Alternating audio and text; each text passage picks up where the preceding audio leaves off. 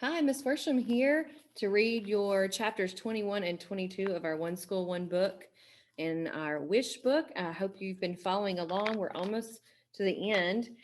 So let's listen to chapter 21 and chapter 22 and find out what happens next. I spent the next few days watching Jackie flit around Colby like she'd lived there her whole life. She talked about high school football with the mailman and took cold fried chicken to Bertha's knitting club. She set up a vegetable stand at the end of the driveway and chatted with everybody who stopped to buy beans and squash, telling them about Riley and her waitress job and her new driver's license. And at the thrift shop in Fairview, as I watched her laughing with the owner about a big ugly hat somebody brought in, I felt like I was seeing her for the first time. Maybe this was the new Jackie. How come I never noticed how much everybody loved her? Even Bertha's cats couldn't get enough of her, rubbing their heads against her legs and purring in her lap. Every one of the Odom boys was red-faced and tongue-tied around her, falling all over each other to open the car door for her and bring her cold lemonade every time we went over there. I can't believe you know how to rebuild an engine, she said to Burl the first day we visited. And the next thing you know, she's out there in the driveway squinting down at the carburetor or something like it was like the most fascinating thing she'd ever seen. Every now and then she flipped her hair over her shoulder, and I thought Burl was going to melt into a puddle right there in the gravel driveway. Miss Odom brought powdered sugar donuts out on the porch, and we sat around and listened to Jackie tell Waffle House stories. And one time, she said, this old lady came in a limo driven by a chauffeur. She brushed the powdered sugar off her lap. Can you imagine going to Waffle House in a chauffeur driven limo? Everybody agreed they couldn't imagine that. But she left me a $20 tip for a $4 waffle, so I'm not complaining, Jackie said. Howard and Dwight bugged their eyes out and said, wow. She told us how she and the other waitresses called it the awful house. And those boys all hooted and hollered like that was the funniest thing they'd ever heard. Then she told everybody about Riley, how big it is, and all the malls and tanning salons and even the indoor miniature golf course. Y'all should come visit sometime, she said. I have my driver's license, and Carol Lee has a car.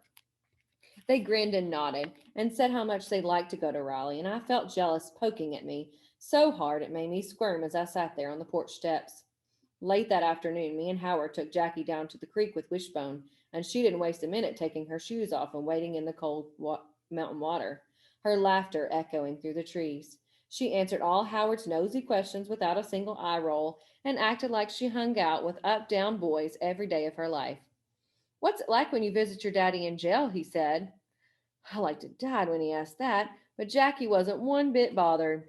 Not as cool as it looks like on TV, I can tell you that, she said. We just sit at a table and talk about school stuff. He tells me how bad the food is there and how the first thing he's going to do when he gets out is eat about 14 hamburgers. I wanted to ask her if they ever talked about me, but I was scared the answer would be no, and I would look like a loser in front of Howard.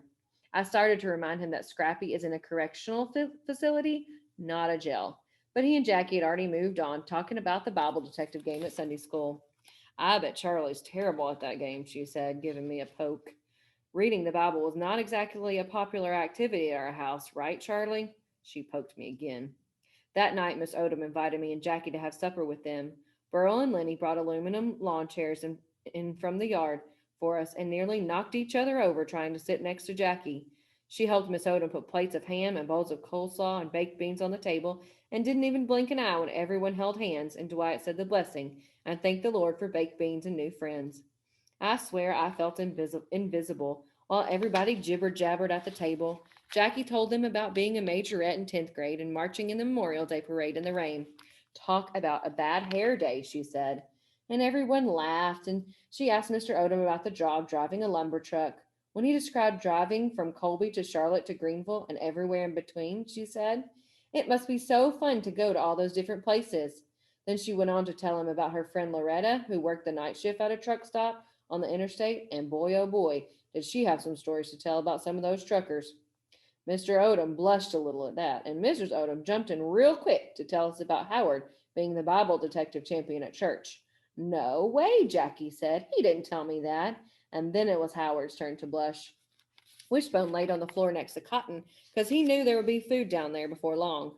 Sure enough, he gobbled up a couple pieces of ham and some cornbread crumbs, and Jackie said, Wishbone, stop that. But Miss Odom said, That's okay. It helps me clean the floor. Jackie laughed at her sparkling laugh, and in that very minute I wanted to be her. I wanted her easy way of making people love her. I wanted her knack for seeing the good in things. I even wanted her shiny black hair with blue streaks.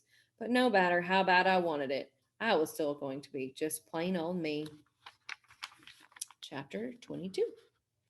That Sunday, we piled into Gus's car and headed down the mountain to church.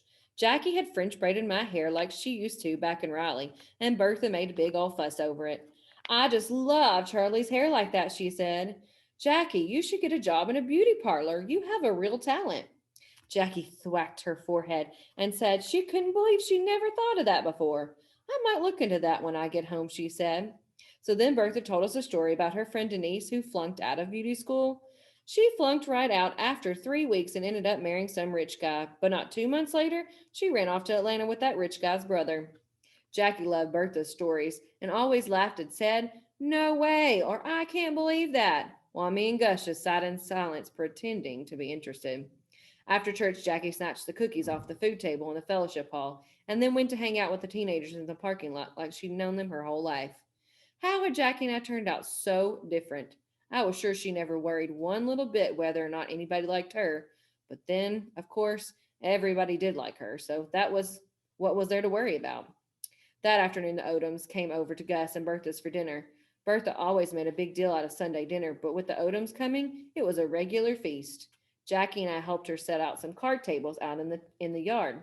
We pushed them together and then put a sheet over them for tablecloth, and Jackie set out mason jars filled with wildflowers. Looks like the Queen of England is coming for dinner, Gus said. Bertha bustled around in the kitchen, and before long, the house was filled with all kinds of good smells, and the countertops were covered with bowls of black eyed peas and turnip greens, squash casserole and sliced tomatoes, fried okra and succotash, biscuits and gravy, brownies and peach cobbler. Then she took a big roast chicken out of the oven and said, There, now if I can keep the cats out of here, we're all set. Of course, Wishbone sat by the kitchen door with his nose twitching in the air and his tail wagging a mile a minute. Not yet, boy, I told him. Maybe later. Then we heard Burl's truck on the gravel driveway, and me and Wishbone ran out to greet the Odoms. All those red-headed boys spilled out of the back of the truck, and the front yard that was usually so quiet except for the birds on the fence posts or a sputter of the sprinkler in the garden turned into a flurry of commotion. Dwight and Lenny running and punching and climbing on the fence, Cotton chasing after the cats, Miss Odom hurrying inside to help Bertha with the food, Mr. Odom and Gus out in the lawn chairs talking about the NASCAR race over in Charlotte last week, Howard and me tossing a tennis ball for Wishbone to catch. It does sound like a commotion. Then Jackie came outside looking like Miss America, and I thought Burl was going to faint right there in the red dirt. Everybody else had changed clothes out of their church clothes except Jackie. When she came strutting across the yard in her white sundress and dress and her bare feet, I don't think I'd ever seen her look so pretty. I still had that French braid in my hair, so maybe I looked pretty too, even in my shorts and ratty t-shirt. I hope so. But I knew I could never look as pretty as Jackie. Before long, Bertha told everybody to go inside and load up their plates, and those boys like to busted the door down trying to race into the kitchen. Then we sat at the card tables in the yard and held hands while Mr. Odom said the blessing. Gus and Bertha weren't the blessing type, but I guess they did it to be nice to their company. Mr. Odom sure had a lot of stuff to be thankful for. Everything from this beautiful day to those turnip greens. And then he said, And thank you for sending these two fine young ladies to shine their light on us here in Colby. I knew I was supposed to have my eyes closed, but I took a peek and there was Jackie grinning and winking at me.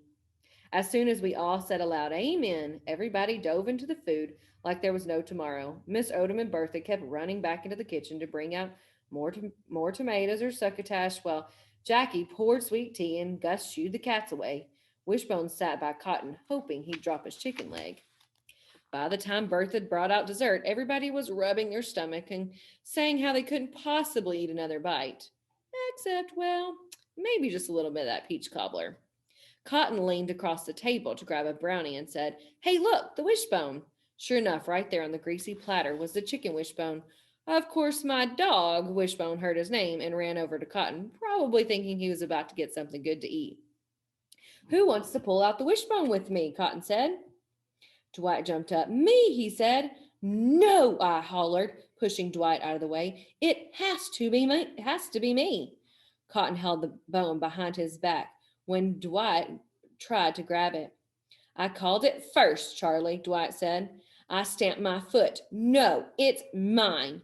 I could feel anger flooding over me, and it was all I could do to keep myself from shoving Dwight. Then Howard hurried over and whispered, "Pineapple," in my ear, just as I was stamping my foot again. Jackie shook my shoulder and snapped, "Good grief, Charlie. Quit making such a fuss over a silly old bone." But Howard piped up and said, "Come on, Dwight. Let Charlie pull the wishbone." Uh-oh. Was Howard going to tell everyone about me making a wish every day?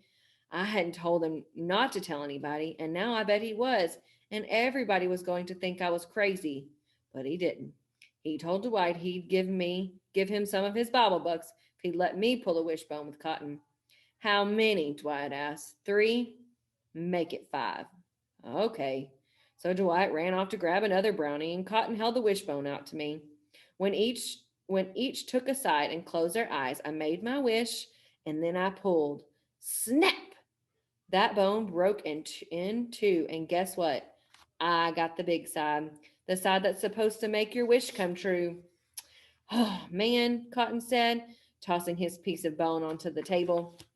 Before I had a chance to thank Howard for helping me like that, Mr. Odom announced that it was time for them to go, and they piled back into Burl's truck. I knew I should have joined Jackie and helped Bertha clean up the kitchen, but instead I sat out in the yard with my arm around Wishbone and watched that truck bounce up the gravel driveway, loaded with all those good-hearted Odoms. When they turned onto the road, I hollered, "Thank you!" I figured Howard probably wouldn't hear me, but then I saw him give me a big thumbs up before the truck disappeared from sight. The end. Only a few more chapters. Keep listening, and we'll find out all of her wishes and see if any of them come true. Thanks for listening.